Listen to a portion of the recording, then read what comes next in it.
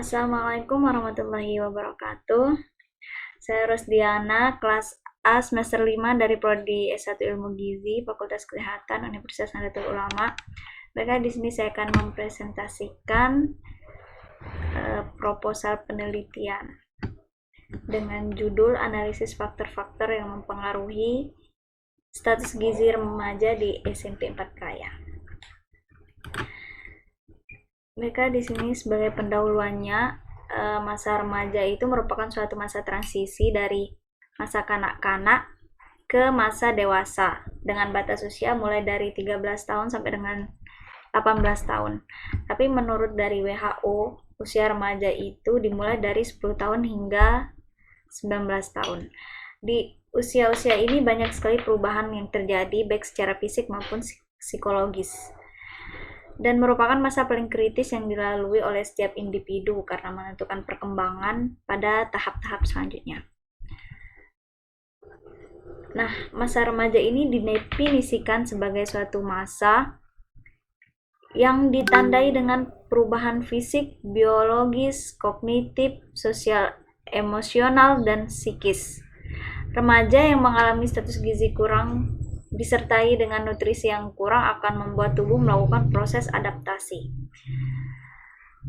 Penelitian yang dilakukan oleh Imperial College London dan Badan Kesehatan Dunia atau WHO telah menunjukkan jumlah anak-anak remaja yang mengalami obesitas meningkat 10 kali lipat di seluruh dunia, sehingga dalam waktu 40 tahun tingkat obesitas di anak-anak dan remaja di dunia meningkat dari kurang dari 1%, setara dengan 5 juta anak perempuan dan 6 juta anak laki-laki pada tahun 1975.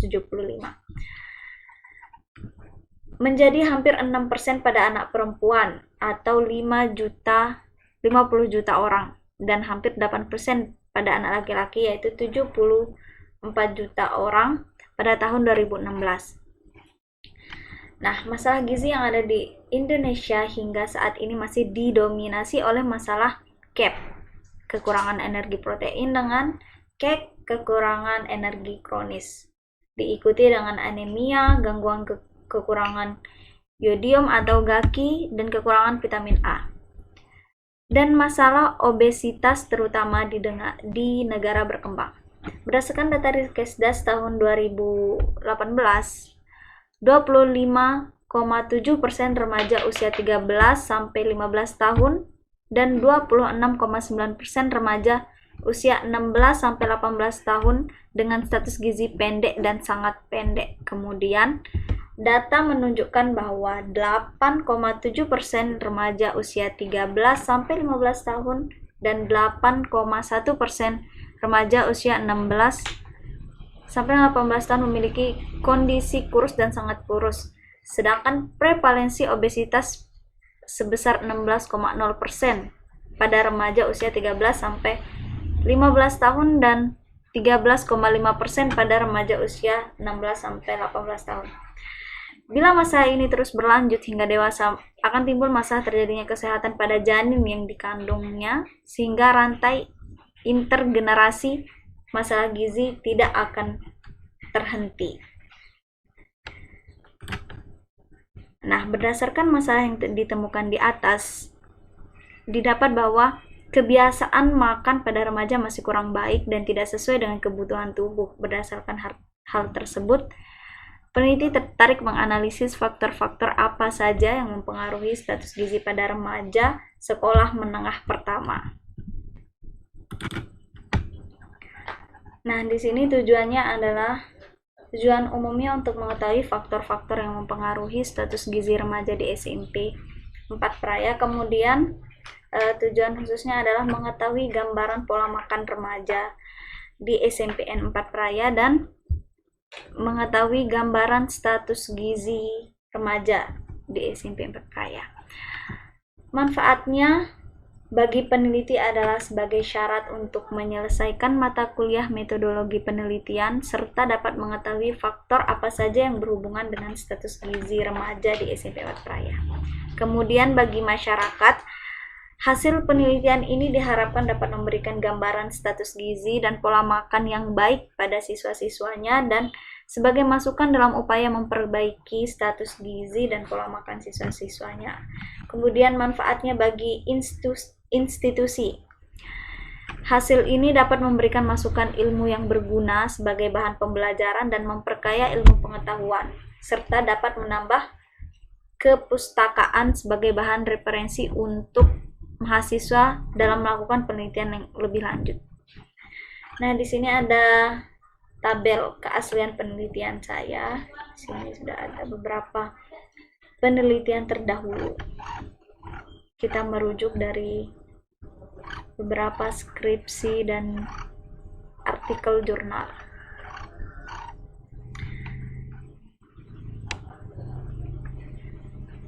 Oke, kita lanjut ke bab 2. Di sini ada tinjauan pustaka, yang dimana yang dibahas pertama yaitu definisi remaja.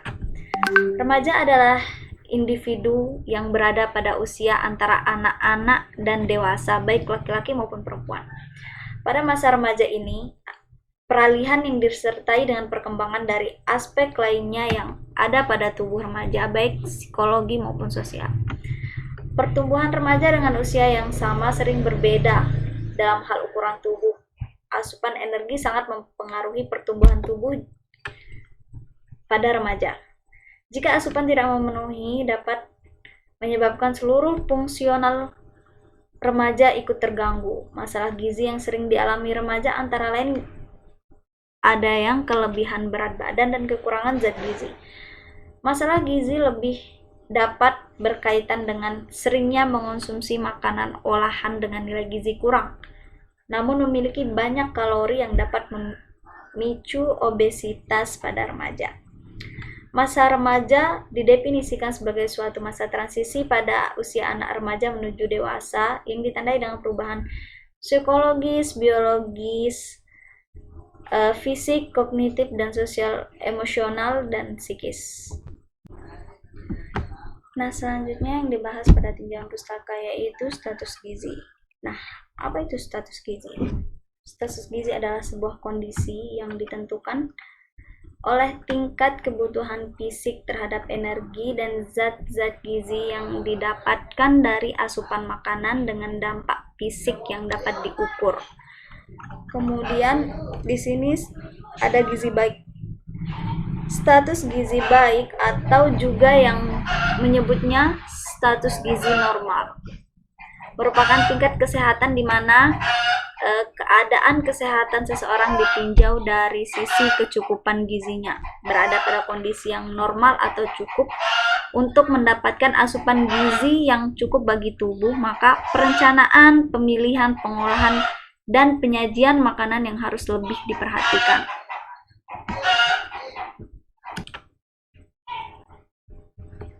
Kemudian yaitu status gizi salah atau gizi salah adalah gangguan kesehatan yang disebabkan oleh kekurangan atau kelebihan dan atau keseimbangan zat-zat gizi yang diperlukan untuk pertumbuhan, kecerdasan, dan aktivitas atau produktivitas.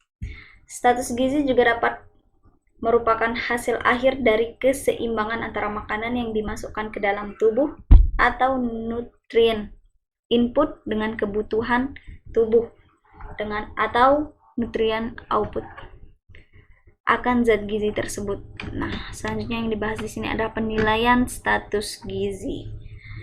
Penilaian status gizi adalah sebagai interpretasi sebuah data yang didapatkan dengan beberapa metode yang memiliki tujuan untuk identifikasi seseorang beresiko kesehatan serta memiliki status gizi buruk. Nah, menurut Supariasa, pada tahun 2012, penilaian status gizi dapat dilakukan dengan berbagai cara, baik secara langsung maupun tidak langsung. Secara langsung dapat berupa pemeriksaan klinis, pemeriksaan biofisik, dan pemeriksaan biokimia dan antropometri. Nah, di sini ada indikator antropometri. Antropometri merupakan metode yang paling sering digunakan dalam penelitian status gizi. Penelitian status gizi menggunakan metode antropometri berkaitan dengan pengukuran tubuh manusia dengan pengukuran komposisi tubuh dan dimensi tubuh berdasarkan tingkat umur dan tingkat gizi. Parameter yang sering digunakan dalam pengukurannya yaitu ada berat badan dan tinggi badan. Kusuma dan Hasanah pada tahun 2018 juga menyatakan bahwa pengukuran antropometri BBTB lebih banyak digunakan karena tidak tergantung dengan usia. Salah satu indikator terbaik penilaian status gizi untuk masa remaja yaitu BBTB persegi berdasarkan umur. Nah, di sini ada klasifikasi status gizi. Menurut Brown, pada tahun 2005, status gizi pada remaja dapat ditentukan dengan cara salah satunya dengan menghitung IMT atau indeks massa tubuh atau body mass index BMI.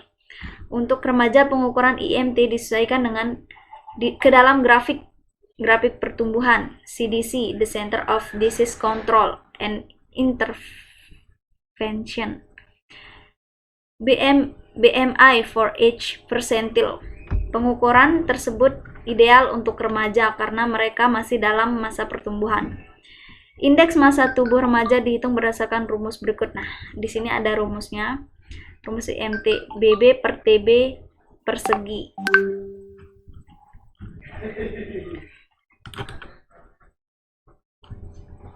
Nah, di sini ada faktor-faktor yang mempengaruhi status gizi pada remaja. Yang pertama ada umur dan jenis kelamin. Umur adalah lama waktu hidup atau ada sejak dilahirkan atau diadakan. Menurut Debkes pada tahun 2008, umur adalah masa hidup responden dalam tahun dengan pembulatan ke bawah atau umur pada waktu ulang tahun terakhir.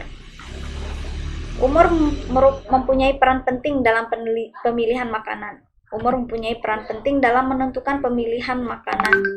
Pada masa bayi, seseorang tidak mempunyai pilihan terhadap makanan yang mereka inginkan. Sedangkan saat dewasa, seseorang mulai mempunyai kontrol terhadap makanan apa saja yang mau mereka makan. Nah, proses tersebut sudah dimulai sejak masa kanak-kanak. Masa ini mulai kesukaan terhadap makanan tertentu, kemudian saat seorang tumbuh menjadi remaja dan dewasa, pengaruh terhadap kebiasaan makan sangat kompleks. Nah, sedangkan pada jenis kelamin, menurut Debkes pada tahun 2008 adalah perbedaan seks yang didapat sejak lahir yang dibedakan antara laki-laki dan perempuan. Menurut Farida pada tahun 2010, jenis kelamin menentukan besar kecilnya kebutuhan gizi pada seseorang. Karena pertumbuhan dan perkembangan individu sangat berbeda antara laki-laki dengan perempuan. Dalam keluarga biasanya anak laki-laki mendapatkan prioritas lebih tinggi dalam distribusi makanan daripada anak perempuan. Nah, faktor yang kedua yaitu faktor genetik. Banyak faktor yang mempengaruhi gizi. Dalam hal ini saling mempengaruhi. Di antaranya faktor genetik atau keturunan, yaitu faktor dari tinggi dan berat badan orang tua. Selain itu adalah faktor ketersediaan makanan, pola makan, pola asuh, kebudayaan, pendidikan, pengetahuan, dan banyak lagi yang memberikan pengaruh terhadap masalah gizi, terutama pada anak usia sekolah atau SMP. Nah, secara umum seseorang dengan status gizi lebih dapat disebabkan karena multifaktor. Bisa faktor genetik, bisa juga dengan faktor. Kemudian yang ketiga yaitu pendidikan. Status gizi merupakan hal yang penting yang harus diketahui oleh setiap individu supaya mampu mengantisipasi dan mencegah terjadinya gizi kurang maupun gizi lebih. Pada keadaan ini, status gizi remaja umumnya dipengaruhi oleh pola konsumsi makan. Kebanyakan dari mereka memiliki kesenangan untuk mengonsumsi makanan-makanan siap saji atau junk food yang sudah menjadi tren di kalangan remaja perkotaan. Menurut Healthiest People pada tahun 2010, Department of Healthy and Human Services pada tahun 2000, pendidikan gizi akan meningkatkan pengetahuan gizi dan akan membantu sikap anak yang dapat mempengaruhi kebiasaan anak dalam memilih makanan dan snack yang menyehatkan. Pengaruh pendidikan gizi terhadap kesehatan mungkin akan lebih efektif jika targetnya langsung pada remaja. Kemudian faktor aktivitas fisik. Aktivitas fisik itu merupakan pergerakan tubuh yang menyebabkan pengeluaran tenaga atau pembakaran kalori yang meliputi aktivitas fisik sehari-hari dan olahraga. Sedangkan menurut WHO pada tahun 2010 merupakan kegiatan yang paling sedikit 10 menit tanpa henti. Dampak negatif dari rendahnya aktivitas fisik yaitu bisa meningkatkan resiko penyakit kronis dan gangguan metabolik, serta penurunan kesehatan mental, performa fisik, dan gangguan kekuatan tulang dan otot. Nah, di sini sangat berbahaya jika aktivitas fisiknya sangat rendah. Nah, aktivitas fisik juga merupakan faktor yang mempengaruhi status gizi, yang dimana kegiatan menggerakkan tubuh dari kerja otot rangka serta dapat peningkatan dalam pembakaran tenaga dan energi. Yang selanjutnya yaitu asupan zat gizi. Nah, di sini ada asupan energi. Kebutuhan zat gizi berhubungan erat dengan masa pertumbuhan. Jika asupan gizi terpenuhi, maka pertumbuhan akan optimal. Dan kebutuhan gizi yang terpenuhi berasal dari karbohidrat, lemak, dan protein. Nah, di sini ada asupan protein. Konsumsi protein dibutuhkan untuk menunjang proses pertumbuhan dan perkembangan pada anak. Nah, kekurangan asupan energi dan protein dapat menyebabkan anak mengalami kondisi kurus, sedangkan asupan berlebih menyebabkan anak mengalami kondisi gemuk. Di sini ada asupan lemak. Kebutuhan lemak tidak dinyatakan secara mutlak. WHO menganjurkan konsumsi lemak yang dianggap baik untuk kesehatan sebanyak 20-30% dari kebutuhan energi total. Kemudian di sini ada asupan karbohidrat. Zat gizi makro yang berpengaruh pada kegemukan. Nah, inilah yang perlu diperhatikan, konsumsi karbohidrat, sehingga nanti ketika kelebihan mengonsumsi karbohidrat bisa menyebabkan kegemukan atau obesitas. Nah, di sini bab 3 ada metode penelitian, rencana penelitian dan metode penelitian.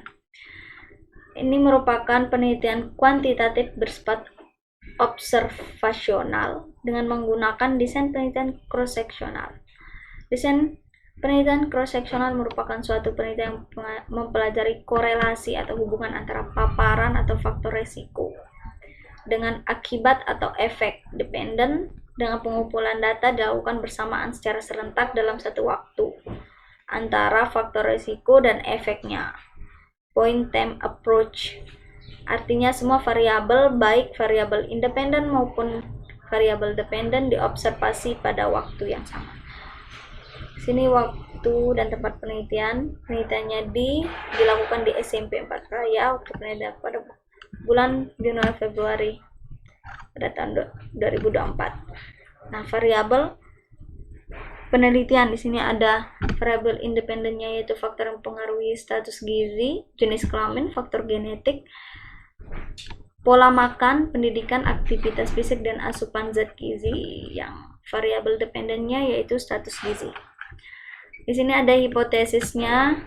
Hipotesis yang pertama ada hubungan antara jenis kelamin, faktor genetik, pola makan, pendidikan, faktor aktivitas fisik, dan asupan energi dengan status gizi. Dan hipotesis kedua yaitu tidak ada hubungan antara variabel independennya dengan variabel dependennya. Nah, populasi dan sampel. Di sini populasinya penelitian ini remaja usia 13-15 tahun di SMP 4 Raya berjumlah 50 orang. Sedangkan sampelnya didapat 50 sampel. Nah, besar sampel dan penelitian ini didapat melalui teknik pengambilan sampel random sampling dengan berdasarkan rumus Slopin. Metode pengumpulan data. Di sini ada nama dipakai data primernya itu data diperoleh secara langsung berdasarkan sampel. Nah, meliputi ada nama, jenis kelamin, tempat tanggal lahir, berat badan, tinggi badan, kebiasaan sarapan, dan data sekundernya dari pengumpulan pihak lain untuk mengutip laporan yang sudah ada, yaitu presensi siswa.